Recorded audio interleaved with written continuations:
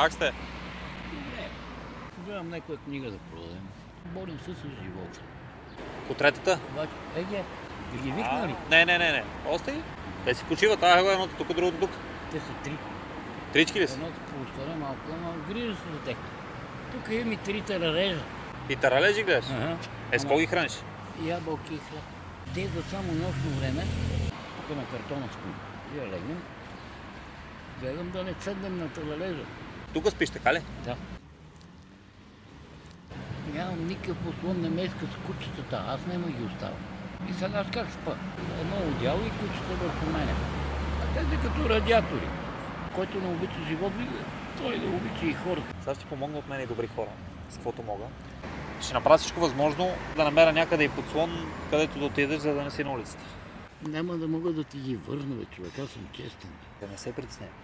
Аз не искам да ми ги върнеш, това ти ги дам от мен и добри хора. Що се разстроиш? Са не се разстроиш. Втори път ми помагаш. Услугите на везни не се слагат. Бе, който са... Ох, нищо не го кажа. Това от мен и добри хора, не е само от мене. Чуваш ли? Да. Не мога да поведам тебе, като си гости пъти. Не ме да се притесняваш. Аз ще ходим да се надем. 500 лева ти дам от мен и добри хора. Не знам какво да кажа. Нямам думи. Много съм ти благодарен. Няма да се притесняваш. Ще помагаме и за напреде. Хайде! Чао!